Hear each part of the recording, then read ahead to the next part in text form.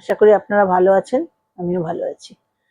আজকে বলবো যে কোনো রোগের থেকে মুক্তি পেতে রেইকি কে কিভাবে আমরা তার সাহায্য পেতে পারি।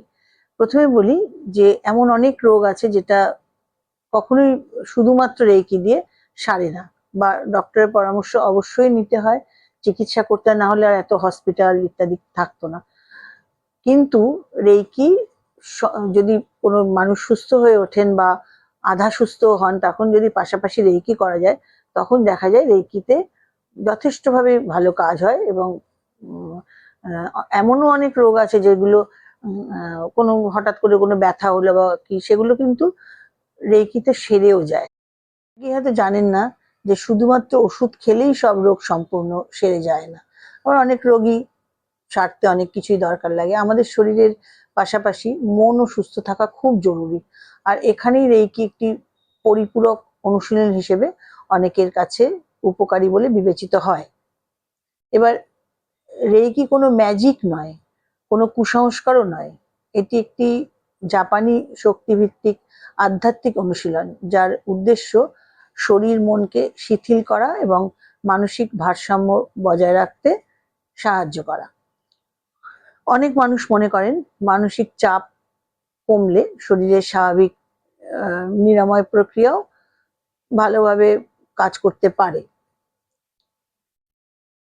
তবে একটি বিষয় খুব পরিষ্কারভাবে মনে রাখতে হবে যে রেইকি চিকিৎসকের চিকিৎসা বা ওষুধের বিকল্প নয়।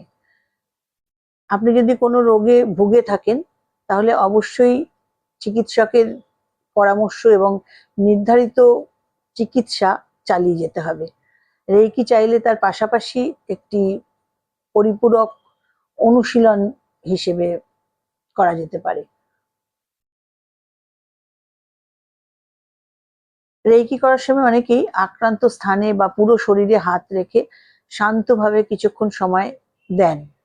এতে গভীর আরাম, উদ্বেগ কমা এবং ইতিবাচক অনুভূতি তৈরি হতে পারে। নিয়মিত অনুশীলন অনেকের ঘুমের মান উন্নত করে, ঘুমোতে পারছেন না তারা ঘুমোতে পারেন, এবং মানসিক শান্তি অনুভব করতেও সহায়ক বলে জানা যায়, বড় বড় রেইকি মাস্টাররাও বলেন। মনে রাখতে হবে যে সুস্থ জীবনের জন্য শুধু রেইকি নয়, সুষম খাদ্য, পর্যাপ্ত ঘুম, নিয়মিত ব্যায়াম, পর্যাপ্ত জল খাওয়া এবং ইতিবাচক মানসিকতা সবকিছুই সমান গুরুত্বপূর্ণ। আপনি যদি রেইকি শিখে থাকেন, তাহলে প্রতিদিন কয়েক মিনিট নিজের জন্য একটু সময় বের করুন আর কি, নিজের জন্য একটু সময় বের করুন এবং নিজের শরীরকে ভালোবাসুন, মনকে শান্ত রাখুন এবং সুস্থতার পথে এগিয়ে চলুন। নমস্কার, ভালো থাকবেন, সুস্থ থাকবেন।